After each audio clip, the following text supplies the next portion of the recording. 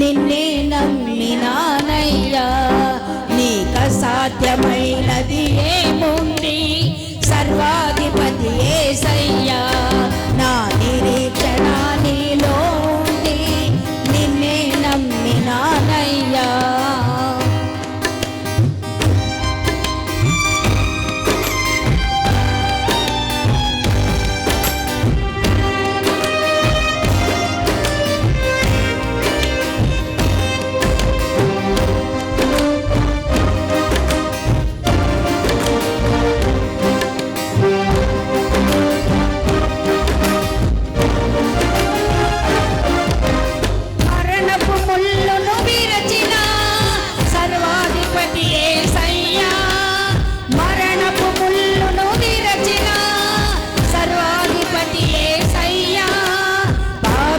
క్షమించగలిగిన నిన్నే నమ్మినానయ్యా.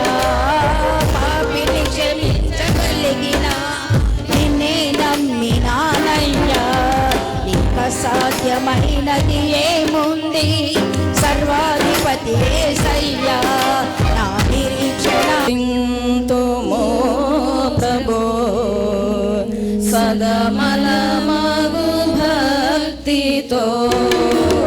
సన్నురింతుమో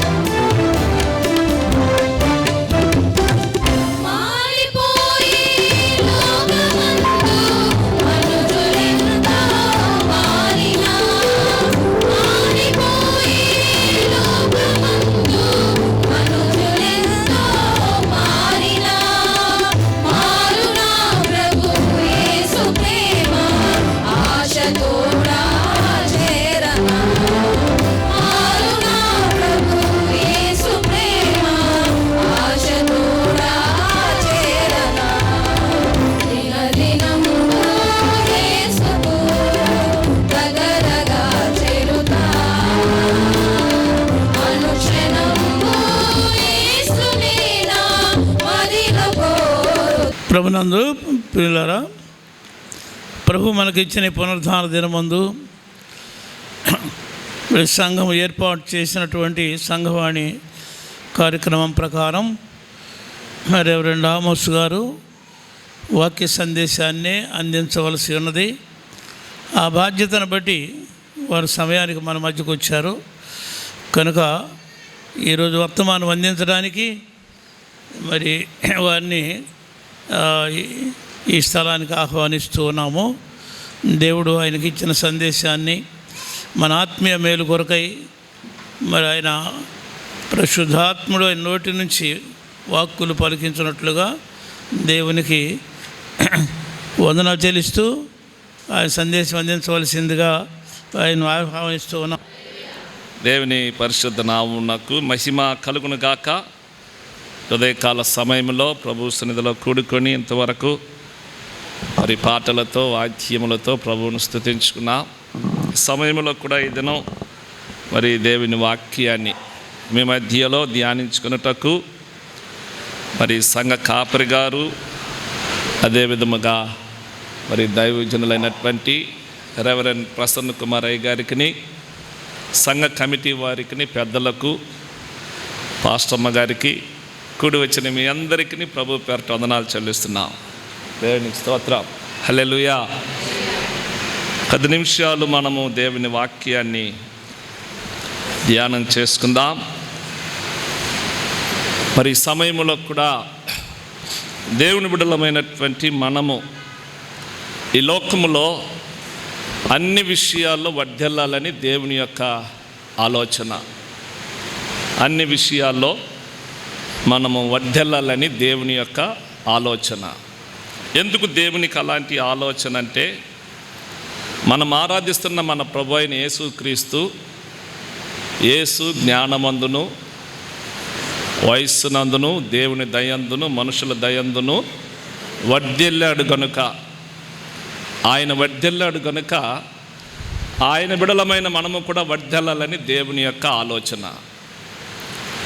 కాబట్టి మనం వర్ధిల్లాలనంటే ఈ లోకములో మనము చేయవలసిన కొన్ని విషయాలు లేక కొన్ని జాగ్రత్తలు దేవుని వాక్యములో నుండి ఈ సమయంలో కొన్ని విషయాలు మనము గమనించుకుందాం. యోబు గ్రంథము 8వ అధ్యాయం. యోబు గ్రంథము 8వ అధ్యాయము 5వ వచనం 6, 7 వచనాలు చదువుకుందాం. నీవు జాగ్రత్తగా వెదికిన ఎడల సర్వశక్తుడగు దేవుని బతిమాలు కొనిన ఎడల నీవు పవిత్రుడవై యథార్థవంతుడు అయిన ఎడల నిశ్చయముగా ఆయన నీ యందు శ్రద్ధ నిలిపి నీ నీతికి తగినట్టుగా నీ నివాస స్థలమును వర్ధిల్లింపచేయును. అప్పుడు నీ స్థితి మొదట కొద్దిగా నిండినను తుదకు నీవు మహా అభివృద్ధి పొందెదవు. తలలు వంచి కళ్ళు మూసుకొని చిన్న ప్రార్థన చేసుకుందాం. తలలు వంచి ప్రార్థుకొని ప్రార్థించుకున్నట్టుకు మీరు ఇచ్చిన ధన్యతను బట్టి మీకు స్తోత్రం. సంఘ కాపరి గారి యొక్క ప్రారంభ ప్రార్థన మొదలుకొని పాడిన పాటలు, వాయించిన వాద్యములు, ఆరాధనలో, లేఖన భాగములలో చేసిన ప్రార్థనలో మీ కృప మాకు తోడై నడిపించినందులకై మీకు స్తోత్రం.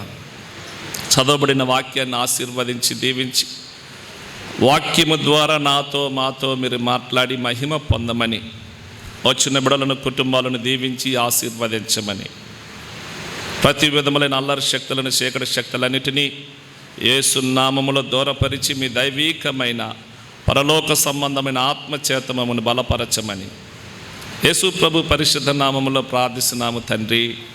ఆమేన్. ప్రభునందు ప్రియమైన వర్లరా, ఇక్కడ భక్తుడైన యోబు ద్వారా జీవము కలిగిన దేవుడు ఆయన బిడలకు ఒక వాగ్దానం చేస్తూ ఉన్నాడు. అదేంటంటే, నీ నీతికి తగినట్టుగా నీ నివాస స్థలమును వర్ధిల్ల చేయును అన్నాడు. దేవుడు వర్ధిల్లింపు ఎలా ఉంటుందంటే 7వ వచనములో తన ఆలోచన తెలియజేస్తూ, అప్పుడు నీ స్థితి మొదట కొద్దిగా నుండినను తుదకు నీవు మహాభివృద్ధి పొందుదువని వాగ్దానం చేస్తున్నాడు. గమనించండి, వర్ధిల్లటం అంటే చాలామంది వర్ధిల్లుతూ ఉంటారు, కానీ అభివృద్ధి లేకుండా వర్ధిల్లుతూ ఉంటారు.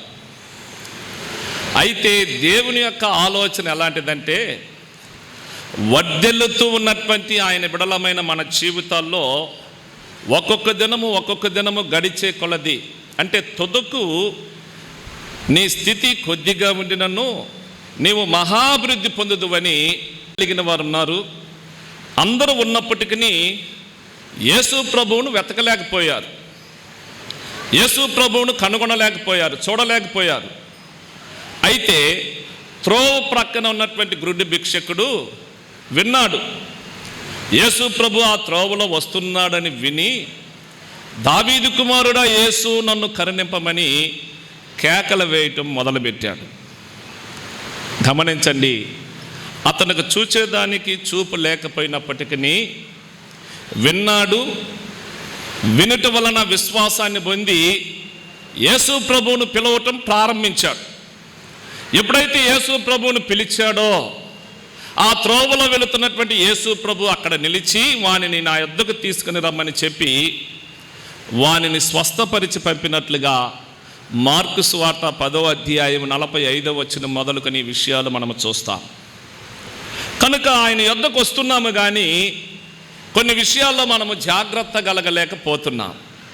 కనుకనే మన కుటుంబాలు వర్ధిల్లలేకపోతున్నాయి, ఉద్యోగము వర్ధిల్లలేకపోతుంది, చదువులలో వర్ధిల్లలేకపోతున్నాం, ఆత్మీయముగా మన జీవితాలు దేవుని చిత్తానుసారముగా వర్ధిల్లలేకపోతున్నాం. వస్తున్నాం, దేవుని మందిరానికి వస్తున్నా వెళుతున్నాము, కానీ అందులో జాగ్రత్త కలిగి దేవుణ్ణి వెతకటం లేదు. ఒకానొక సమయంలో యేసు ప్రభు త్రోవలో రానై ఉండగా జక్కయ్య కూడా యేసు ప్రభువును వెతుక్కుంటూ వచ్చాడు. వెతుక్కుంటూ వచ్చి అతడు పొట్టివాడైనందున జనసమూహము గుంపుగా కూడిండుట కారణాన్ని బట్టి ఏం చేశాడంట, మేడి చెట్టుకి కూర్చున్నాడు. అంటే కిందన్నోళ్ళు యేసు ప్రభువును వెతకలేకపోయారు, కానీ జక్కయ్య మాత్రము జాగ్రత్తగా తెలివిని ఉపయోగించి ఒక స్థలాన్ని, ఉన్నతమైన స్థలాన్ని ఎన్నుకున్నాడు. ఎప్పుడైతే ఆ ఎత్తైన స్థలాన్ని జక్కయ్య ఎన్నుకొని ప్రత్యేకించబడి యేసు ప్రభు మీద తన మనసును నిలిపాడో, ఆ త్రోవలో వస్తున్న యేసు ప్రభు కిందన్నటువంటి జన సమూహాన్ని చూడకుండా చెట్టు మీదనున్న జక్కయ్యను పిలిచాడు. జక్కయ్య, త్వరగా దిగిరమ్ము, నేడు నేను నీ ఇంట ఉండవలసినది. ఆ ఇంటికి రక్షణ సంపాదించుకున్నాడు. కారణం ఏంటంటే యేసయ్యను వెతుకుటలో జాగ్రత్త కలిగి ఉన్నాడు. అక్కడికి వచ్చిన సమయంలో జనసమూహం అనేక మంది ఉన్నప్పటికీ, అయ్యో నేను పొట్టివాడనే చూడలేకపోతున్నానే అని అక్కడున్న జనాల మీద విసిగించుకోకుండా, లేక తిరిగి వెనక్కి వెళ్ళిపోకుండా తెలివిగా ఒక జాగ్రత్తను ఉపయోగించి ఉన్నతమైన స్థలాన్ని ఎన్నుకున్నాడు. ఈ దినాల్లో చాలామంది యేసు ప్రభు దగ్గరకు వస్తున్నాం, కానీ ఆయన్ను వెతకలేకపోతున్నాం. కనుకనే మన కుటుంబాలు చెప్పటానికి క్రైస్తవులం అంటున్నాం, దేవుని బిడలం అంటున్నాం, తాత ముత్తాతల కాలం నుండి మేము దేవుని బిడలం అని చెప్తున్నాం, కానీ వర్ధిల్లింపు, అభివృద్ధి, ఐశ్వర్యాన్ని మనం కోల్పోతున్నాం. ఉదయకాల సమయంలో దేవుడిస్తున్నటువంటి అభివృద్ధిని, ఐశ్వర్యాన్ని, వర్ధిల్లే ఆశీర్వాదాన్ని మనం పొందాలనంటే మొట్టమొదటగా జీవము కలిగిన దేవుణ్ణి జాగ్రత్తగా వెతకాలి. ఉదాహరణగా ఈ స్థలంలో ఒక పిన్నీస్, ఒక గుండి పిన్నీసో, ఒక పిన్నీసో ఈ స్థలంలో ఇక్కడ పెడతాను, ఎక్కడన్నా అక్కడికి బయటికి వెళ్ళి ఎవరన్నా ఒక యవనస్తుని పిలిచి ఈ స్టేజీలో ఒక పిన్నీసి పెట్టిన తీసుకురమ్మంటే ఆ యవనస్తుడు ఏం చేయాలి, పిన్నీసి ఎక్కడ ఉందో అక్కడ వెతికితేనే దాన్ని కరెక్ట్గా కనుగొంటాడు. పిన్నీసి ఎక్కడైతే ఉన్నదో, ఆ గుండె ఊసి ఎక్కడైతే ఉన్నదో అక్కడికి వచ్చి చూస్తే దాన్ని కనుగొంటాడు. ఊరకొచ్చి అట్లా ఇట్లా చూస్తే దాన్ని కనుగొనలేరు. ఇదనాల్లో చాలామంది పైకి వస్తున్నాం, వెళ్తున్నాం, కానీ దేవుని వెతకలేకపోతున్నాం. ఆఫ్టర్ ఆల్ ఒక సెల్ ఫోన్, ప్రాణాపాయాన్ని కలిగించే సెల్ ఫోన్ కనపడకపోతే ఎంత వెతకతామో. ఒక్కొక్కసారి మనకు తెలియకుండా సైలెంట్ లేసి పెడతాం, రింగ్ చేస్తాం, మోగదు, శబ్దం వినబడదు, ఎంత కంగారైపోతామో. గంటలు గంటలు దానికి సమయం ఇస్తాం. ఒక బంగారు వస్తువు కనపడకపోతే ఎంతో వెతుకుతాం, ధనం కనపడకపోతే ఎంతో వెతుకుతాం, మనం ఇష్టపడిన వస్తువులు కనబడకపోతే ఎంతో వెతుకుతాము, కానీ అది పొందుకునేంత వరకు వెతుకుతాము. కానీ నా కొరకు ప్రాణం ఇచ్చి నిత్య జీవమును సిద్ధపరిచిన యేసయ్యను వెతకలేకపోతున్నాం. కనుక ఈ ఉదయకాల సమయంలో మనలను కలుగజేసిన సృష్టికర్త అయిన ప్రభు అయిన యేసయ్యను వెతకాలి. ఎలా వెతకాలంట? జాగ్రత్తగా. చాలామంది వస్తున్నాం మందిరానికి, వచ్చి అక్కడక్కడ బైకుల మీద గోడల మీద కూర్చుంటున్నాం, కానీ లోపలికి రాలేకపోతున్నాం. వెతికే అనుభవంలో బలహీనలైపోయారు. కనుక ఈ భయంకరమైన దినాలలో మన కొరకై తన ప్రాణాన్ని ఇచ్చి నిత్య జీవాన్ని అనుగ్రహించి మన కొరకు పరలోక రాజ్యాన్ని సిద్ధపరిచినటువంటి ప్రభు అయిన యేసయ్యను మనము జాగ్రత్తగా వెతకాల. ఒకానొక సమయంలో యేసు ప్రభు కొండ మీద కూర్చున్నాడట. కొండ మీద కూర్చుంటే ఏంటి, అక్కడ కూడా ఎంతోమంది రోగులు యేసుని ఎత్తుక్కుంటూ వెళ్ళారు.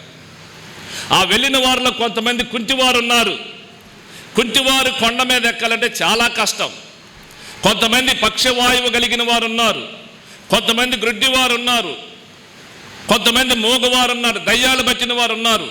వీళ్ళందరూ కూడా కొండ మీద కూర్చున్న యేసు ప్రభువును వెతుక్కుంటూ వెళ్ళారు. వెళ్ళటం చాలా కష్టం. గ్రుడ్డోడు మామూలుగా దారిలో నడవటమే కష్టమండి. ఆ కొండ మీద చెట్లల్లో, గుట్టలలో, రాళ్ళల్లో, ముళ్ళల్లో పడి వెళ్ళాడనంటే వానిలో ఉన్న ఆసక్తిని చూసి బైబిల్ చెప్తున్న మాట ఏంటంటే, ఆయన యొద్దకు వెళ్ళిన వారిని అందరిని ఆ ప్రభు ఏం చేశాడంట? స్వస్థపరిచాడు. హల్లెలూయా. ఏదైనా నీకు నాకు స్వస్థత కావాలనన్నా, విడుదల కావాలన్నా, నెమ్మది కావాలన్నా, ఆశీర్వాదము, ఐశ్వర్యము కావాలనన్నా మొట్టమొదటిగా జీవము కలిగిన దేవుణ్ణి జాగ్రత్తగా వెతుకు.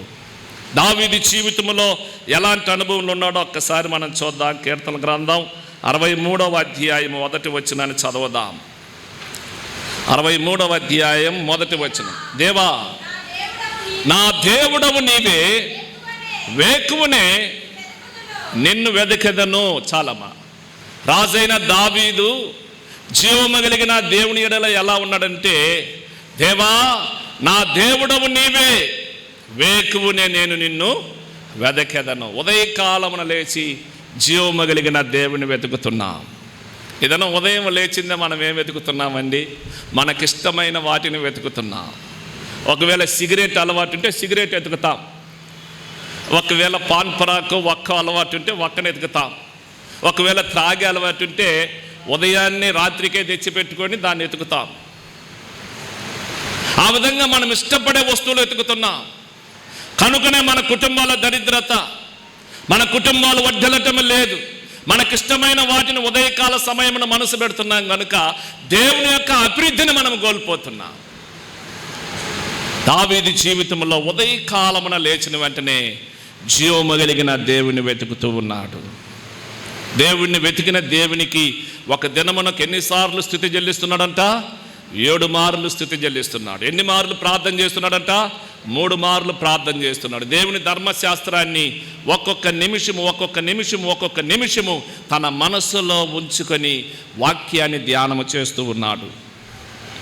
కనుకనే దావీదు జీవితంలో 2వ సమూయేలు గ్రంథం 5వ అధ్యాయం 10వ వచనంలో మనం గమనిస్తే దావీదు కుటుంబము అంతకంతకు వర్ధిల్లుతూ ఉంది. దేవుడు ఆశీర్వదిస్తూ ఉన్నాడు, దీవిస్తూ ఉన్నాడు. కారణం ఏంటంటే వేకువనే లేచి మొట్టమొదటి స్థానము జీవము కలిగిన దేవునికి. ఉదయకాలమున లేచి ప్రభువును వెతికేవాడు. ఈ భయంకరమైన దినాలలో జీవిస్తున్నటువంటి నీవు నేను, దేవుడు మనకిచ్చినటువంటి మందిరాన్ని లేక దేవుడు మనకిచ్చినటువంటి సమయంలో మన ప్రభు అయిన యేసయ్యను మనం వెతికినప్పుడు కృపగలిగిన దేవుడు నిశ్చయముగా మనకు ప్రత్యక్షతనిస్తాడు. చూద్దాం. ద్వితీయోపదేశ కాండం ఎలా వెతకాలనో జాగ్రత్తగా అన్నాడు. మొదటిగా. రెండవదిగా చూద్దాం. అక్కడ ద్వితీయోపదేశ కాండం ఉపాగమం 4వ అధికారం 29వ వచనం. 4వ అధ్యాయం 29వ వచనం. అయితే అక్కడ నుండి నీ దేవుడైన యెహోవాను మీరు వెదికిన ఎడల నీ పూర్ణ హృదయముతోనూ నీ పూర్ణ ఆత్మతోనూ వెతికినప్పుడు ఆయన నీకు తప్పకుండా ప్రత్యక్షమవుతాడు. హల్లెలూయా. వెతికే సమయంలో గమనించండి, రెండవదిగా మన దేవుడైన యెహోవాను పూర్ణ మనసుతో పూర్ణ ఆత్మతో ఆయనను వెతకాలి.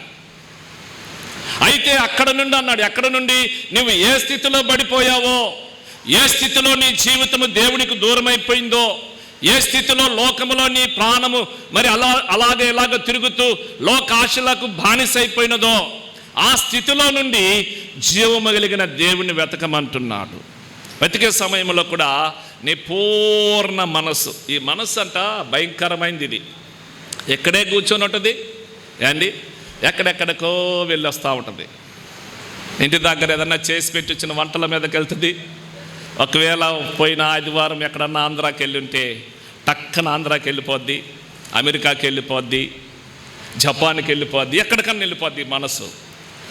మనసుకి మితి లేదు కనుక ఈ మనసును దేవుని మీద స్థిరపరచాలి. అందుకే దావీదు అంటాడు, అయ్యా నాకు స్థిరమైన మనసు నూతనముగా పుట్టించు. నా మనసు ఒకసారి నీ మీద నుండి తొలగించుకున్నప్పుడు పాపము నన్ను అంటుకున్నది నాయన, పాపములో పడిపోయాను, పాపము నా జీవితంలో పరిపాలన చేయకున్నట్లుగా నాకు నూతనమైన మనసు దయచేయమని దావీదు ప్రార్థన చేస్తున్నాడు. ఈ మనసుతో దేవుని వెతకాలండి, పూర్ణాత్మతో. దేవుడు మనకిచ్చినటువంటి ఆయన ఆత్మతో. ప్రతి ఒక్కరిలో దేవుని ఆత్మ ఉన్నది. ఆత్మ ఉండబట్టే జీవిస్తున్నాం. ఆయన ఆత్మ మనలో ఉండబట్టే నీవు నేను మనము జీవిస్తూ ఉన్నాం. ఒకవేళ ఆత్మ లేకపోతే మనం మట్టి బొమ్మలము. ఎందుకు పనికిరానటువంటి బంక మట్టితో చేశాడు, పనికిరాని జిగట మట్టితో చేశాడు దేవుడు. ఎందుకు పనికిరానటువంటి ఆ మట్టిలో జీవము కలిగిన దేవుని ఆత్మ ఊదగా నరుడు జీవాత్మ అయ్యాడు. ఆత్మ తాను దయచేసిన దేవుని యొద్దకు వెళ్ళినప్పుడు ఈ శరీరానికి ఏ విలువ కూడా లేదు. ఈ శరీరానికి విలువ లేదు. కనుక మనము పూర్ణాత్మతో జీవము కలిగిన దేవుణ్ణి వెతికినప్పుడు ప్రవక్త అయిన మోషే అంటాడు, నిశ్చయముగా ఆయన మీకు ప్రత్యక్షతనిస్తాడు. హల్లెలూయా. కానక సమయంలో బైబిల్లో ఒక తల్లి, మరియా అనే తల్లి, యేసు ప్రభు సమాధిని వెతుక్కుంటూ వచ్చింది. యేసయ్యను చూడాలా, మృతులలో ఉన్నటువంటి యేసు ప్రభువును చూడాలని యేసయ్య సమాధి వద్దకు వచ్చినప్పుడు యేసు ప్రభు సమాధిలో లేడు, ఖాళీ సమాధిగా కనపడుతుంది. అయ్యో లేడే, వెళ్ళిపోదామని చెప్పి ఇంటికి వెళ్ళిపోలా. ఏం చేసిందట? ఏడవటం మొదలుపెట్టింది, కన్నీరు గార్చటం మొదలుపెట్టింది. నా యేసు ప్రభువును ఎవరో ఎత్తుకొని పోయిరి, ఆయనను ఎక్కడ ఉంచిరో నాకు చెప్తే నేను ఆయనను ఎత్తుకొని పోదునని వ్యాకులతతో కన్నీరు గార్చి ఏడుస్తూ ఉంది. ఎప్పుడైతే మరియా కన్నీరు గార్చటం మొదలుపెట్టిందో, ఏడవటం మొదలుపెట్టిందో, యేసు ప్రభువును ఎత్తుకోవాలని ఆశ కలిగినదో, పునరుద్ధానుడైన ప్రభు అయిన యేసు క్రీస్తు ఆమెకు ప్రత్యక్షతనిచ్చాడు. వెతకాల ప్రభువుని పూర్ణ మనసుతో పూర్ణాత్మతో జీవము కలిగిన దేవుణ్ణి మనం జాగ్రత్తగా వెతకాలి. ఈ దినాల్లో ఆయన ఎక్కడ ఉంటాడో అక్కడ వెతికితే నిశ్చయముగా ఆయన ప్రత్యక్షతను మనం ఏం చేస్తామంట? పొందుకుంటాం. 105వ కీర్తన ఇప్పుడు మనం చదువుకున్న భాగము 105వ కీర్తన 3వ వచనం. వెతికినప్పుడు దేవుడు మన హృదయములో ఏమిస్తాడో, ఆయన పరిశుద్ధ నామమును బట్టి యెహోవాను వెతుకువారు హృదయములో ఏముంటుందండి? సంతోషం. హల్లెలూయా. జీవము కలిగిన దేవుణ్ణి మనం వెతికినప్పుడు హృదయములో సంతోషం, ఆనందం. ఈ దినాల్లో చాలా మందికి సంతోషము లేదు, ఆనందము లేదు, కోల్పోయినారు చాలామంది. కారణం ఏంటంటే ఎప్పుడు భూ సంబంధమైన వాటినే వెతుకుతున్నారు, భూ సంబంధమైన వాటి మీద తమ మనసు నుంచి ఉన్నారు. పైనున్న జీవము కలిగిన దేవుడు మన కొరకై తన రక్తాన్ని చిందించిన జీవము కలిగిన దేవుని విడిచిపెట్టారు. గమనించండి, ఆయనను మనం వెతికితే హృదయములో సంతోషం వస్తుందండి. జక్కయ్య జీవితంలో కూడా అదే పొందుకున్నాడు. ఎప్పుడైతే యేసు ప్రభు తన ఇంటికి వచ్చాడో సంతోషముతో యేసయ్యను ఏం చేశాడట? చేర్చుకున్నాడు. సంతోషముతో చేర్చుకున్నాడు. అంతకుముందు సంతోషము లేదు, ధనం ఉంది, ఐశ్వర్యం ఉంది, సమస్త భోగములన్నీ ఉన్నాయి, కానీ జక్కయ్య జీవితంలో సంతోషము లేదు. ఎప్పుడైతే యేసు ప్రభువును చేర్చుకున్నాడో, వెతికాడో, తన జీవితంలో సంతోషాన్ని అనుభవించాడు. కాబట్టి ఈ దినాల్లో యేసు ప్రభువును మనము జాగ్రత్తగా పూర్ణ మనసుతో, పూర్ణ ఆత్మతో వెతికినప్పుడు మన హృదయంలో మన ప్రభు సంతోషాన్ని ఇస్తాడు. రెండవ జాగ్రత్త మనం ఏ విషయంలో ఉండాలనో చూద్దాం ఒకసారి. ద్వితీయోపదేశ కాండము 6వ అధ్యాయం, ద్వితీయోపదేశ కాండం 6వ అధ్యాయము 12వ వచనాన్ని చదువుదాం. దాసుల గృహమైన ఐగుప్తు దేశముల నుండి నిన్ను రప్పించిన యెహోవాను మరవకుండా నీవు రెండవ జాగ్రత్త పడాలా. ఏం జాగ్రత్త అంటే, దాసుల గృహమైన ఐగుప్తుల నుండి నిన్ను రప్పించాడు దేవుడైన యెహోవా. ఐగుప్తు అనగా చేదైన అనుభవం, ఐగుప్తు అనగా దాస్యత్వం, ఐగుప్తు అనగా కన్నీరు, ఐగుప్తు అనగా వ్యాధునలు, ఐగుప్తు అనగా రోగములు, ఐగుప్తు అంటే భయం, ఐగుప్తు అనగా చీకటి, ఐగుప్తు అనగా ఈ లోకములున్న పాపపు కట్లు.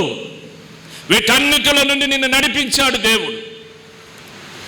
దాసులు అనబడినటువంటి ఈ ఐగుప్తు దేశముల నుండి, ఈ బానిసత్వముల నుండి నిన్ను నడిపించిన దేవుణ్ణి నువ్వు మరొక ఎలా ఉండమంటున్నాడు? జాగ్రత్త. మన పితరులను నడిపించాడండి. ఆంధ్రాలో ఒకానొక సమయంలో మనకు ఐగుప్తు లాంటి కష్టం మన పితరులు ఎదుర్కొన్నారు. మా నాన్న అడిగినా నేను, నువ్వు చెన్నైకి ఎట్లా వచ్చావయ్యా, ఎన్ని సూట్ కేసులు తెచ్చావయ్యా అని అడిగాను. అడిగితే మా నాన్న ఇచ్చిన ఆన్సర్ ఏందో తెలుసునా? రే కట్టుబట్టలతో వచ్చినాను రా అన్నాడు. నేను కట్టుకున్న కట్టుబట్టలతో వచ్చిన 3 మాసాలు ఇల్లు దొరక్క, ఇల్లు తీసుకోవటానికి డబ్బు లేక ప్లాట్ఫారాల మీద పండుకున్నా, ఆర్బార్లో రాళ్ళు మోసిన, వాల్ పోస్టర్లు తీసుకొని కింద వేసుకొని పరుచుకొని పండుకున్నా. 2-3 సార్లు పోలీసు వాళ్ళు తాగి పండుకున్నారని కొట్టి తీసిపోయి కేసు పెట్టారు. మరలా మా మేస్త్రి వచ్చి నన్ను విడిచిపెట్టారా అన్నాడు. ఆ విధంగా మన పూర్వీకులు ఎలా వచ్చారో ఒకసారి జ్ఞాపకం చేసుకోండి. ఈ దినాల్లో సమస్త భోగము, ఆశీర్వాదాలు, ఐశ్వర్యాలు అన్నీ సంపాదించుకున్నాక జీవము కలిగిన దేవుణ్ణే మర్చిపోయినా. అన్ని కలిగిన తర్వాత ఇచ్చినటువంటి జీవము కలిగిన దేవుణ్ణి మర్చిపోయినా. సమస్త ఐశ్వర్యాలు అనుభవిస్తున్న తర్వాత ఈ తరములో మనం ఏం చేసామంటే, ఇచ్చిన దేవుని, దాసుల గృహమైన ఐగుప్తులను నడిపించిన దేవుణ్ణి మర్చిపోయినా. అందుకంటాడు, ఈ విషయంలో ఒకవేళ మరుస్తావేమో జాగ్రత్త, ఈ దేవుణ్ణి మరవకూడదు. అందుకే కీర్తనకారుడు అంటాడు కదా, ఆయన చేసిన ఉపకారములలో దేనిని మరవకము. దేవుడు చేసిన ఉపకారములకు దేనిని మరవకము. నా ప్రాణమా యెహోవాను సన్నుతించమని తన ప్రాణముతో అరణ్యములో దావీదు ఒంటరిగా ఉన్న సమయంలో తన ప్రాణాన్ని దేవుని వైపు మలుపుకొని కృతజ్ఞతలు చెల్లిస్తూ ఉన్నాడు. ఒకసారి అంటాడు, ఆయన చేసిన ఉపకారములకు నేనేమి చెల్లించదను, రక్షణ పాత్ర చేత పుచ్చుకొని ఆయన నామమున ప్రార్థన చేసేదను. ఎక్కడో గొర్రెల దొడ్డిలో ఉన్న నా జీవితాన్ని ఒక సింహాసనానికి తెచ్చుడు నా దేవుడు. తృణీకరింపబడిన వాడిగా, వెలివేయబడిన వాడిగా ఉన్న నా జీవితాన్ని ఒక రాజుగా దేవుడు నియమించాడు. ప్రాణమా, ఆయన చేసిన ఉపకారములకు మరవకని తన ప్రాణాన్ని దేవుని ఎడల బలపరుచుకుంటూ ఆయన చేసిన ఉపకారములకు ప్రభువును స్తుతిస్తున్నాడు. ఇదనాల్లో మనం అభివృద్ధి చెందలేకపోతున్న కారణం ఏందో తెలిసినా, సృష్టించిన సృష్టికర్తను మర్చిపోతున్నాం. అందుకే మోషే దేవుడు అంటాడు, దాసుల గృహమైన ఐగుప్తుల నుండి నిన్ను నడిపించిన దేవుడిని యెహోవాను మరవక జాగ్రత్త. మూడవది, ఏ విషయంలో మనము జాగ్రత్తగా ఉండాలనో చూద్దాం. ప్రసంగి గ్రంథం 5వ అధ్యాయం 1వ వచనం. ప్రసంగి గ్రంథం 5వ అధ్యాయం 1వ వచనం. నీవు దేవుని మందిరమునకు పోవునప్పుడు నీ ప్రవక్తన జాగ్రత్తగా చూచుకొనుము. ఇక్కడ ఈ ప్రసంగి రాసినది జ్ఞాని అయిన సాలొమోను రాసిన ప్రసంగి సామెతలు. ఈ ప్రసంగి రాస్తూ ఈ అధ్యాయాలన్నిటిలో కూడా భూమి మీద సమస్తము వ్యర్థము అంటాడు ఆయన. సూర్యుని క్రింద భూమి మీద సమస్తము వ్యర్థం అంటాడు. అన్ని వ్యర్థం అన్నాడు. కానీ మందిరము దగ్గరకు వచ్చేలాక సాలొమోను ఏమంటాడంటే, దేవుని మందిరానికి వెళ్ళినప్పుడు నీ ప్రవర్తన జాగ్రత్త. గమనించండి. అప్పుడు దేవుని మందిరములో ఎంత మహిమ ఉన్నదో, దేవుని మందిరములో ఎలాంటి కార్యాలు జరుగుతున్నాయో, దేవుని మందిరాన్ని గురించి దేవుడు ఎలాంటి ఆలోచన కలిగాడో సాలొమోను ఎరిగి ఉన్నాడు. కనుక అన్ని వ్యర్థమని చెప్పాడు. కానీ దేవుని మందిరముకు వెళ్ళినప్పుడు నీ ప్రవర్తన జాగ్రత్త అంటాడు. బయట ఎట్లా ఉన్నా పర్వాలే, లోపలికి వచ్చినప్పుడు మందిరములు ఎలా ఉండాలంట? జాగ్రత్త. ఎందుకు జాగ్రత్త అంటున్నాడో చూద్దాం. 2వ దినవృత్తాంతములు 7వ అధ్యాయములో మందిరాన్ని గురించి దేవుని ఆలోచన ఏం చెప్తున్నాడో 16వ వచనం. నా పేరు ఈ మందిరమునకు నిత్యము ఉండునట్లుగా నేను దాన్ని కోరుకొని పరిచితిని, నా దృష్టియు నా మనస్సును నిత్యము దాని మీద ఉండును. దేవుడు ఏం చేశాడంటే మందిరాన్ని కోరుకున్న స్థలం ఇది. దేవుడు బైబిల్లో కొన్ని కోరుకున్నాడు. ఆయన బలిని కోరే దేవుడు కాదు. విరిగి మనస్సే దేవునికి ఇష్టమైన బలి. మన మనస్సును కోరుకున్న దేవుడు, మందిరాన్ని కోరుకున్న దేవుడు ఆ ప్రభు. యథార్థముగా ఆరాధించువారు కావాలని తండ్రి కోరుకుంటున్నాడంట. దేవుని కోరికలు కొన్ని ఉన్నాయి. దేవుని మందిరములో ఎందుకు జాగ్రత్త అని చెప్తున్నాడు సాలొమోను అంటే, జీవము కలిగిన దేవుడు కోరుకున్న స్థలం ఇది. ఆ స్థలములో దేవుని యొక్క కను, దేవుని యొక్క మనసు, దేవుని యొక్క చెవులు దాని మీద ఉంటాయంట. నీవు ఏ చెడు మాట్లాడినా వింటూనే ఉంటాడు, ఏ చెడు చేసినా చూస్తూనే ఉంటాడు, ఏ మంచిగా నీవు జీవిస్తున్నా దాన్ని చూస్తూనే ఉంటాడు, వింటూనే ఉంటాడు ఆ ప్రభు. ఈ అనుభవం ఆయనకి ఎక్కడదయ్యానంటే, ఆయన మందిరాన్ని కట్టించి ఆ మందిరం ముగించి మోకరించి చేతులు పైకెత్తి ప్రార్థన చేస్తూ ఉంటే దేవుని మహిమ దేవాలయం నిండా కమ్ముకున్నదంట. ఎప్పుడైతే దేవుని మహిమ ఆ స్థలములో కొమ్మరింపబడినదో దేవుని సేవ చేసే యాజకులు కూడా లోపలికి ప్రవేశించలేకపోయారు. కారణం ఏంటంటే దేవుని మహిమ భయంకరమైనది. దేవుని సన్నిధిలో దేవుని మహిమ నివసించేది. దేవుని కనులు చూస్తున్న స్థలం, దేవుడు మనసు నివసిస్తున్న స్థలం. దేవుడు ప్రతి మాటను ఏం చేస్తున్నాడంట? ఆలకిస్తున్న స్థలం ఇది.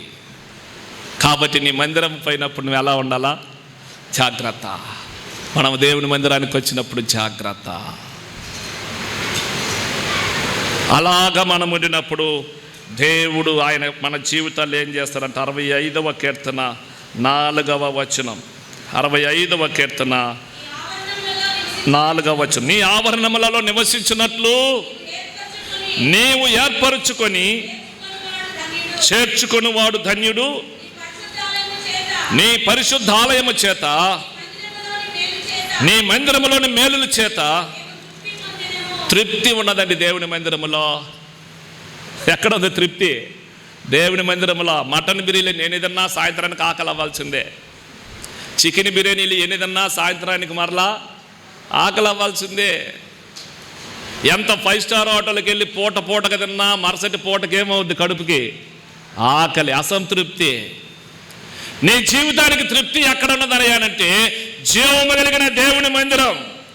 అసంతృప్తితో వస్తున్న మన జీవితాన్ని తృప్తిపరిచే దేవుడు ఆయన. ఆ దేవుడే ఆయన మందిరములో నేను నివసిస్తున్నానని వాగ్దానం చేశాడు. అందుకంటాడు, నేను నివసించినట్లుగా నా కొరకై ఒక మందిరాన్ని కట్టాలా. ప్రత్యక్షపు గుడారములో నివసించాడు. ఇశ్రాయేలీలు 40 సంవత్సరాల అరణ్యములో నడుస్తూ ఉంటే నేను నివసించినట్లు నా కొరకై ఒక ప్రత్యక్ష గుడారాన్ని కట్టమని మోషేకు చెప్పాడు. తర్వాత మందిరాన్ని కట్టాడు. ఆ మందిరములోనికి వచ్చిన నీలో నాలో నివసించి మనమే ఒక దేవాలయముగా మార్చబడాలని ప్రభు కోరుకుంటున్నాడు. మనమే ఒక ఆలయముగా మార్చబడాలని దేవుని కోరిక. కాబట్టి మందిరములో దేవుడు మనల్ని తృప్తిపరిచేది. ఆయన యొద్దకు చేర్చుకున్న వారు ఎవరంట? ధన్యులము. ఒకవేళ లోక సంబంధమైన ధనం లేకపోవచ్చు, లోక సంబంధమైన ఐశ్వర్యాలు లేకపోవచ్చు, ధనవంతుడైన జీవము కలిగిన దేవుని సన్నిధిలో నివసిస్తున్న మనం ఎవరమంట? ధన్యులం. కాబట్టి ఆయన మందిరం విషయంలో మనము జాగ్రత్త కలిగి ఉండమని దేవుని వాక్యం మనకు హెచ్చరిక చేస్తుంది. 4వదిగా ఏ విషయంలో మనం జాగ్రత్తగా ఉండాలని ఎఫెసీయులకు రాసిన పత్రిక అపోస్తలుడైన పౌలు ఎఫెసీయులకు రాసిన పత్రిక 5వ అధ్యాయం 15వ వచనాన్ని చదవదాం. దినములు చెడ్డవి గనుక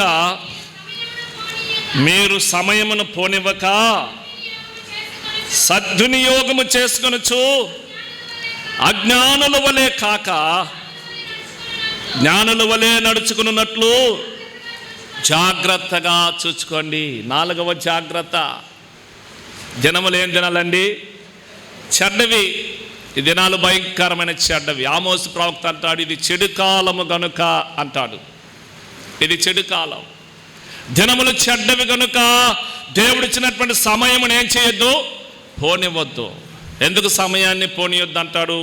హెబ్రీలకు రాసిన పత్రికలో భక్తుడైన పౌలు ఏమని తెలియజేస్తాడో చూద్దాం. హెబ్రీలకు రాసిన పత్రిక 10వ అధ్యాయం 37వ వచనం. ఇక కాలము బహు కొంచెముగా ఉన్నది, వచ్చుచున్నవాడు ఆలస్యము చేయక వచ్చును. ఎందుకు సమయాన్ని పోనీయొద్దు అంటున్నాడు? కాలం ఎంత ఉందంట? కొంచెం. ఇక్కడ అంటాడు కాలము బహు కొంచెముగా ఉన్నది, వచ్చుచున్నవాడు ఆలస్యము చేయక వచ్చును. ఎవరండి వచ్చుచున్నవాడు? ఎవరైనా రాజైన ప్రభు అయిన యేసుక్రీస్తు ఒకతను రాబోతున్నాడు. మొట్టమొదటిగా యేసు ప్రభు వచ్చినప్పుడు బహిరంగ రాకడ ఆయన వస్తాడని ప్రవక్తలు ముందుగానే పుస్తకములలో రాసి పెట్టారు. చెప్పిన విధముగా యేసు ప్రభు బెత్లెహేము గ్రామంలో జన్మించాడు. 2వ రాకడ రహస్య రాకడ. ఎప్పుడు వస్తాడో తెలియదు. దొంగ వలే వస్తానన్నాడు. ఏ గడియ వస్తాడో తెలియదు. కనుక దేవుడు మనకిచ్చినటువంటి సమయంలో చాలా జాగ్రత్తగా ఉండమని దేవుని వాక్యం మనల్ని హెచ్చరిక చేస్తుంది. యేసు ప్రభు వస్తాడు ఒక దినం. వచ్చి తన సంఘాన్ని ఏం చేస్తాడంట? తన ఎదుట నిలబెట్టుకుంటాడంట. తన సంఘాన్ని తన ఎదుట నిలబెట్టుకుంటాడు. అప్పుడు సంఘంలో నీవు నేను మనమందరం ఆయన ఎదుట ఏం కావాలా? ప్రత్యక్షత కావాలా. చూద్దాం. అపోస్తల కార్యం 1వ అధ్యాయం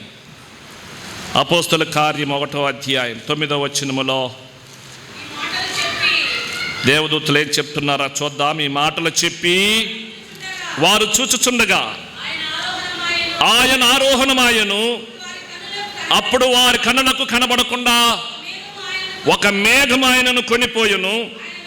ఆయన వెలుచుండగా వారు ఆకాశము వైపు తేరి చూచుచుండిరి.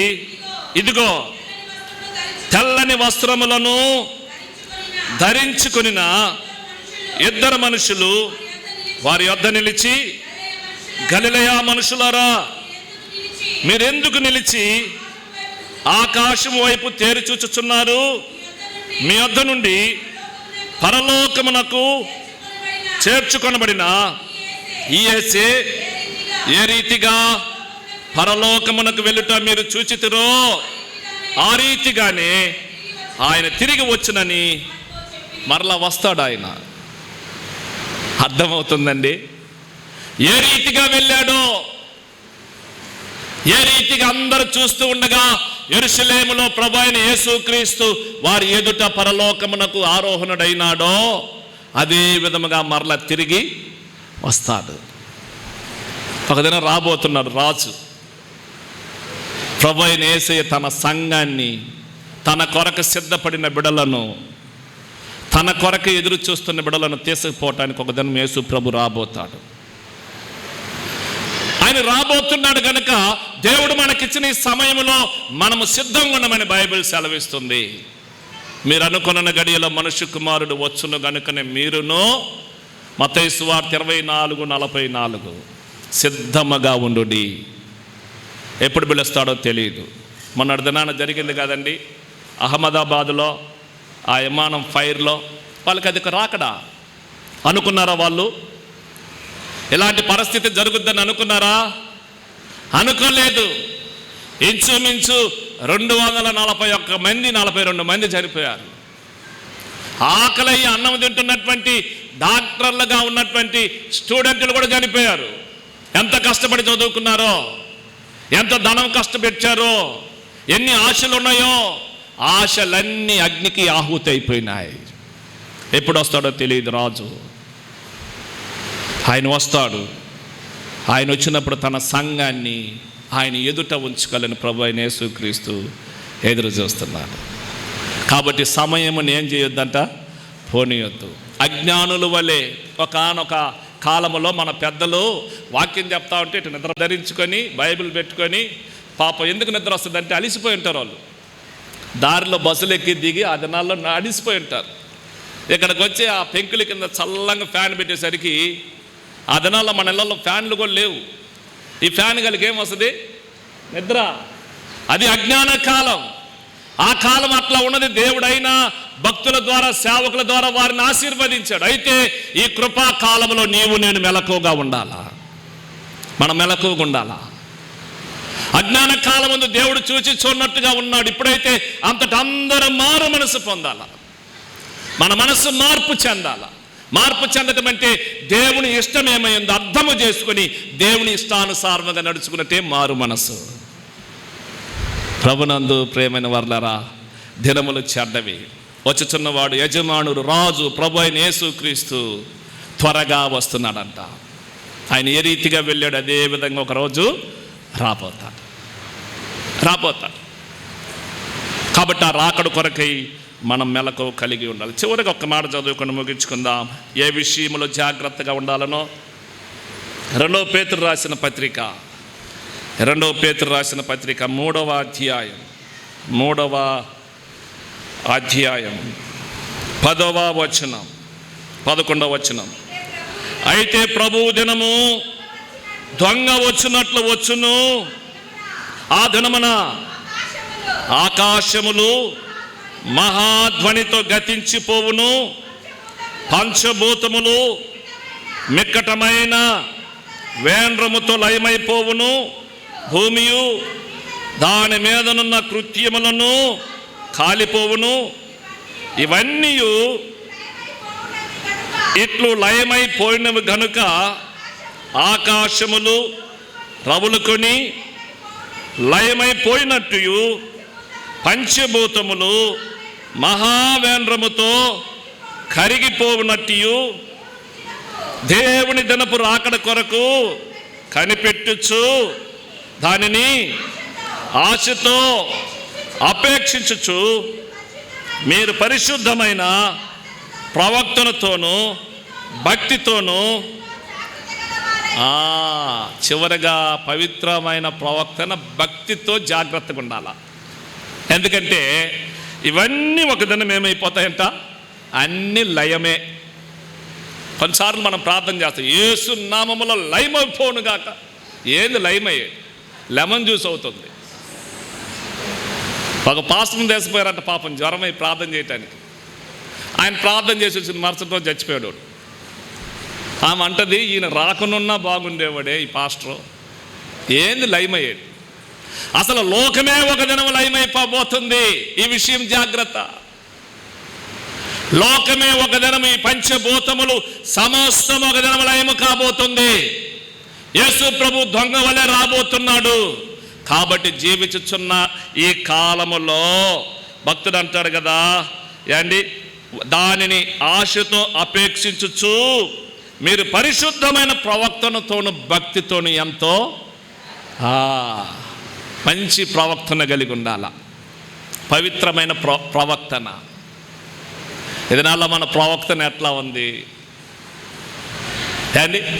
మన మంచి ప్రవక్తన. అంత మాత్రమే కాదు, భక్తి అనేది చాలా ముఖ్యమైనది. పౌలు అంటాడు తిమోతితో, నా కుమారుడు అంత్య దినములలో కొంతమందికి భక్తి ఉంటుందయ్యా. ఎట్లా ఉంటుందంటే పైకి ఎలా ఉంటారంట, భక్తి గలవారి వలె ఉంటారు. పైకి భక్తి, లోపల శక్తి లేదు. భక్తిలో ఏమున్నదంటే శక్తి ఉన్నది. ఎప్పుడైతే ఆ శక్తి నీవు నేను పొందుకుంటామో ఈ శక్తి ఎక్కడికైతే వెళ్ళిద్దో అక్కడ దేవుడు అద్భుత కార్యాలు చేస్తాడు. కాబట్టి పైకి భక్తి కాదు ఈ దినాలలో, భక్తిని కాపాడుకోవాలా. అదే పేతురు భక్తుడు అంటాడు, ఇవన్నీ లయమైపోతాయ్యా, మీరు పవిత్రమైన ప్రవర్తన భక్తితో ఎంతో జాగ్రత్తగా ఉండండి. భక్తి అనేది చాలా అవసరం. 128వ కీర్తనలు అంటాడు కదా, యెహోవా యందు భయభక్తులు కలిగిన వాడు ఇలాగున ఆశీర్వదింపబడును, నిశ్చయముగా నీవు నీ చేతుల కష్టార్జితమును అనుభవించదము, నీవు ధన్యుడవు, నీకు మేలు కలుగును, నీ లోగిట నీ భార్య ఎలా ఉంటుంది, ఫలించు ద్రాక్ష వలె వలె. అయితే ఈ దినాల్లో భార్య ద్రాక్ష వలె వల్ల ఉంటుండలే, కొన్ని ఇళ్లలో ముళ్ళుల చెట్టుల్లాగా తయారైపోయిన జీవితం. కారణం ఏంటంటే అయ్యగారు లేదు, భక్తి లేదు, భక్తి లేదు. యెహోవా యందు భయభక్తులు కలిగిన స్త్రీ మేకప్ చేసుకున్నామని కాదు అండి, అర్థం చేసుకోవాలి వాక్యం. మేకప్లు కాదు, మాటలు కాదు, భక్తి భక్తి భక్తి. యెహోవా యందు భయభక్తులు కలిగిన స్త్రీని కొనియాడుతాడు లోకం, సంఘం కొనియాడద్దు, జీవము కలిగిన దేవుడు కొనియాడతాడు. భక్తి కలిగిన కుటుంబాన్ని దేవుడు ఆశీర్వదిస్తాడు. నీ లోగిట నీ భార్య ఫలించు ద్రాక్ష వలె, నీ భోజనపు బల చుట్టూ నీ పిల్లలు ఒలీవ మొక్కల వలె ఉంటారు. సీయోనుల నుండి యెహోవా ఏం చేస్తాడు, ఆ కుటుంబాన్ని భక్తి కావాల, భక్తి కావాల. మందిరం ముడిచిపోయినా కూడా భక్తి. కొర్నేలి బైబిల్లో అపోస్తల కార్యం 10వ అధ్యాయంలో అదే చేశాడు. భక్తి కలిగిన వాడు, భక్తి కలిగిన వాడు తన ఇంటి మీద మనసు పెడతాడు, ప్రార్థనతో గడుపుతాడు, ఉపవాసం ఉంటాడు, ధర్మకార్యాలు చేస్తాడు, సేవకులను ప్రేమిస్తాడు, సేవకుల దగ్గర తగ్గించుకుంటాడు. కొర్నేలి పేతురుని పిలవనంపాడు. ఇంటికి వచ్చినప్పుడు ఏంటి, కొర్నేలి పేతురు పాదాల మీద పడినాడంట, తగ్గించుకున్నాడు, పాదాల మీద పడినాడు. పేతురేమో విద్య లేని పామరుడు, కొర్నేలి ఒక అధికారి, ఉన్నతమైన ధనవంతుడు.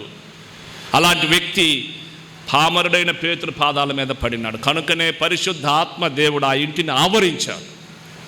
పేతురు బోధిస్తూ ఉంటే ఆ ఇంటి నిండా ఆత్మదేవుడు కుమ్మరింపబడినాడట.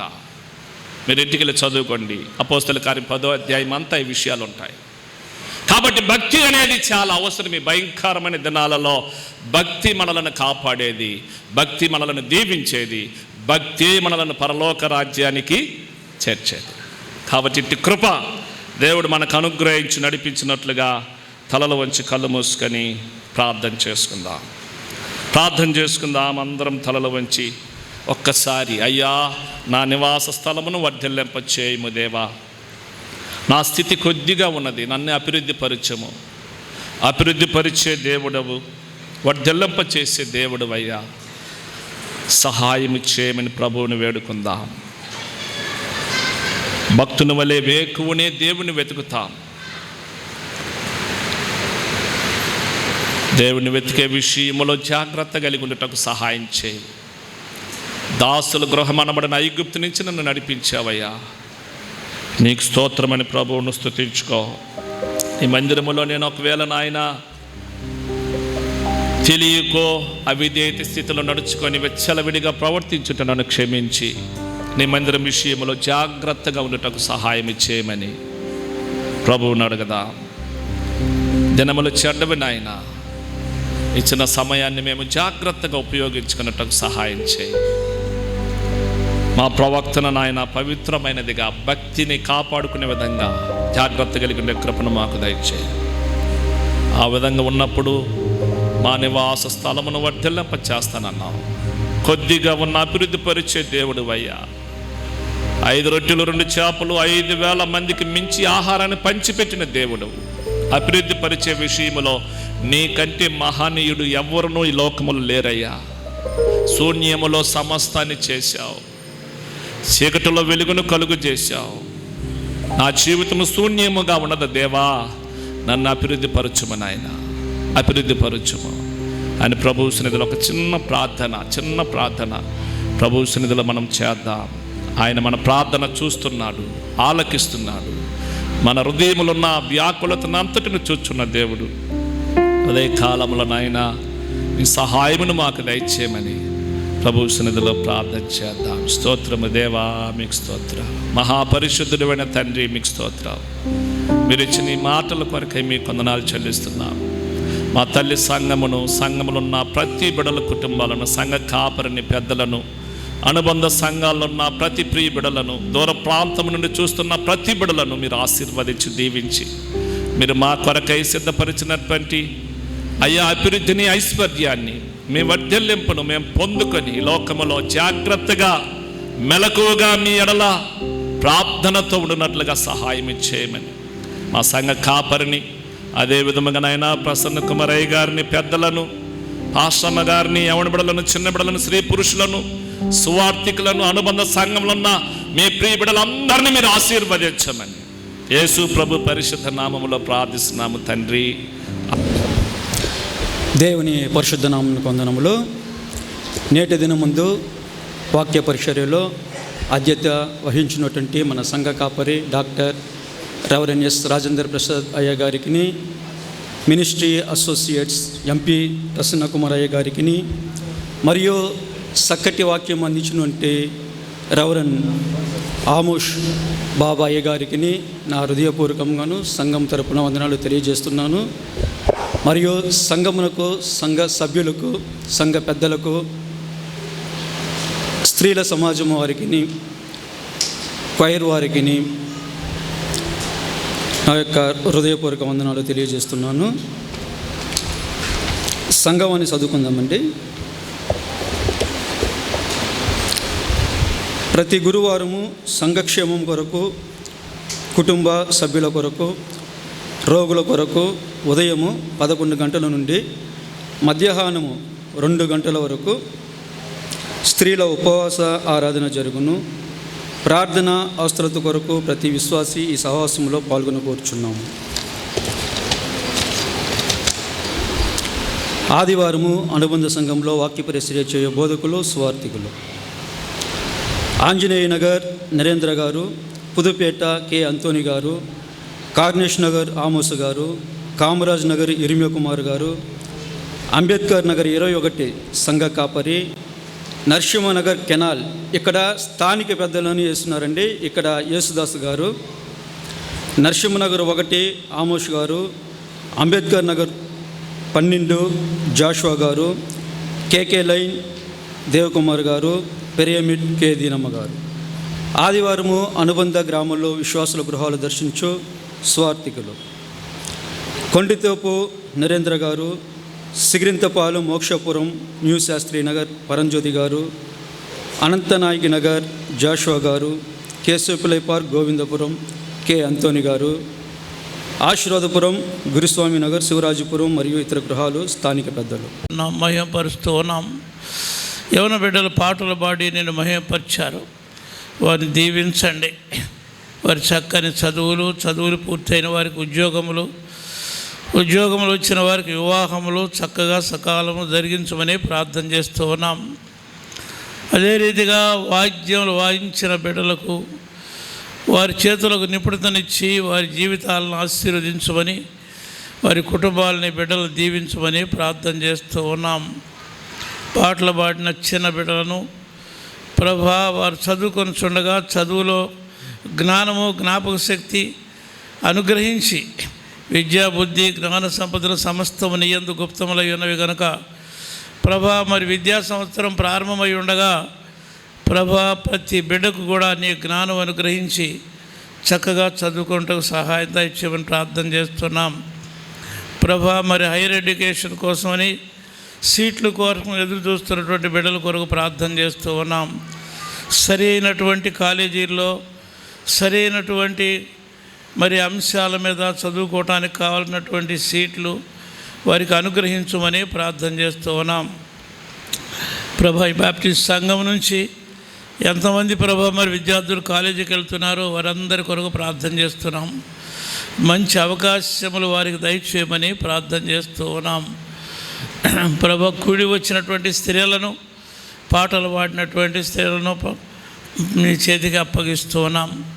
నీ ఘనమైన సర్వీస్ సేవలో ఘనమైన పరిచారకులుగా వారు నీ సేవ చేయుటకు సహాయం చేయమని ప్రార్థన చేస్తున్నాం. ప్రభా, ఇచ్చుడు ద్వారా సంఘమును సహకరించడం ద్వారా సేవ చేయుటకు కృప దయచేయండి. ఆ రీతిగానే పురుషుల గురించి ప్రార్థన చేస్తున్నాం. పురుషుల వారి కుటుంబాలను చక్కగా సరిదిద్దుకోవటానికి, వాక్య ప్రకారం నడిపించుకోవటానికి సహాయం దయచేయమని ప్రార్థన చేస్తున్నాం. నీ వాక్యములకు లోబడి, నీ యందు భయం కలిగి, భక్తి కలిగి, నీకు లోబడి వాక్యానుసారంగా విధేయులుగా జీవించడానికి సహాయం దయచేయమని ప్రార్థన చేస్తున్నాం. తాము తగ్గించుకున్న వారిని హెచ్చించబడుదురు, హెచ్చించుకున్న వారు తగ్గించబడుదురు అని రాయబడింది. కనుక ప్రభా, నీ సన్నిధిలోనూ, సంసారములోనూ, ఉద్యోగములోనూ, జీవితంలోనూ తమను తాము తగ్గించుకొని విధేయులుగా జీవించుటకు నేర్పించమని ప్రార్థన చేస్తున్నాం. అబ్రాహాము, ఇస్సాకు, యాకోబులు విధేయులై ప్రభా నీ వాగ్దానాలను పొంది ఉన్నారు. అనేక మంది ప్రభా భక్తులు నీకు విధేయులై ఆశీర్వదించబడినారు. కనుక విధేయత నేర్పించమని ప్రార్థన చేస్తూ ఉన్నాం. ప్రభా, ఈ సువార్త వ్యాపించుటకు అవసరమైనటువంటి ప్రభా సదుపాయములు ఏర్పాటు చేసిన యవన బిడ్డల కొరకు కూడా ప్రార్థన చేస్తున్నాం.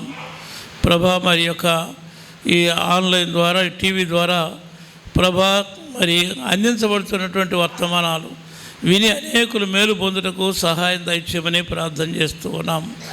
ప్రభా, సంఘంలో ప్రతి ఒక్కరూ నీ బిడ్డలే, ప్రతి ఒక్కరూ నీవు అంగీకరించినటువంటి, తను ఎందరు అంగీకరించారో వారందరూ ప్రభు నీ బిడ్డలకు అధికారం అనుగ్రహించావు. నీ బిడ్డలైన వారు నీకు లోబడి ఉండాలని, నీ చిత్తమునకు అనుకూలంగా ఉండాలని నీ వాక్యం సెలవిస్తూ ఉంది. ప్రభు, అందించబడినటువంటి వాక్యాన్ని బట్టి దైవజన్ని మీరు ఆశీర్వదించమని ప్రార్థన చేస్తూ ఉన్నాం. ప్రభా, మేము సామాన్యులము, మానవులము, మట్టి మనుషులము, కానీ నీవు గొప్ప దేవుడవు, సృష్టికర్తవు, సర్వాధికారివి. నీకు అసాధ్యమైనది ఏదీ లేదు. నీవు మాకు తోడుగుంటే మేము సమస్తము ప్రభా చేయగలం. మేము చేసే ప్రతి పని నీ చిత్తమునకు అనుకూలంగా ఉండాలని, మా కోరికలకు అనుకూలంగా కాదు కానీ నీ చిత్తానికి అనుకూలంగా ఉండాలని ప్రార్థన చేస్తున్నాం. ప్రతి విషయంలోనూ నువ్వు ప్రతి ఒక్కరికి తోడుగా ఉండండి, సహాయం దయచేయమని ప్రార్థన చేస్తున్నాం. వివాహములు కావలసిన బిడ్డల కొరకు ప్రత్యేకంగా ప్రార్థన చేస్తున్నాం. దేని కాలమందు అది చక్కగా జరుగునట్లు నీవు నియమించి ఉన్నావు కనుక ప్రభా, ఏ వయస్సులో జరగవలసినది ఆ వయస్సులో జరిగినట్లు ప్రభా తల్లిదండ్రులకు తగిన జ్ఞానం ఇచ్చి తగిన రీతిగా బిడ్డలకు వివాహాలు జరిగించడానికి సహాయం దయచేయమని ప్రార్థన చేస్తూ ఉన్నాం. ఉద్యోగములు లేని బిడ్డలకు ఉద్యోగములు అనుగ్రహించమని ప్రార్థన చేస్తూ ఉన్నాం. సంతానం లేని బిడ్డలకు సంతానం అనుగ్రహించమని ప్రార్థన చేస్తూ ఉన్నాం. ఇప్పుడు అన్ని విషయంలో అన్ని సదుపాయములు విశ్వాసులైన బిడ్డలు, నిరీక్షించి నీ సన్నిధికి వచ్చున్న బిడ్డలు సమస్తము నీ వలన మేలు పొందుటకు సహాయం దయచేయమని ప్రార్థన చేస్తున్నాం. వారి కష్టార్జితంలో నుండి ప్రభా కానుకలు ఇచ్చినటువంటి వారి హస్తాలను ఆశీర్వదించి ప్రభా సమృద్ధిని అనుగ్రహించండి. ఎవరు పేదలుగా ఉండకుండా సహాయం దయచేయమని ప్రార్థన చేస్తున్నాం. పేదరికాన్ని కొట్టివేసి సమృద్ధిని ప్రభా అనుగ్రహించమని ప్రార్థన చేస్తున్నాం. ఇచ్చిన దాన్ని బట్టి ఎవరు గర్వించకుండా అది నీ వలన కలిగినదని నీ కృతజ్ఞత చెల్లించే బిడ్డలుగా ప్రభా ఉంటూ సహాయం చేయమని ప్రార్థన చేస్తూ ఉన్నాం. ఈరోజు పరిచర్యలో ప్రభా వాడుకున్న దైవదాసులను బట్టి మీకు వందనాలు. ప్రభా, నీ చేతికి సంఘమునంతటిని అప్పగిస్తున్నాం. మా దేశమునకు ఆశీర్వాదకరంగా సంఘంలో ఉన్నటువంటి బిడ్డలు ఉండాలని, యవనస్తులు రాబోయే కాలానికి ఆశీర్వాదకరంగా ఉండాలని ప్రార్థన చేస్తూ ఉన్నాం. మా దేశాన్ని ఆశీర్వదించండి. మా దేశాన్ని క్రీస్తు ప్రభు మరి సహవాసమును నడిపించమని ప్రార్థన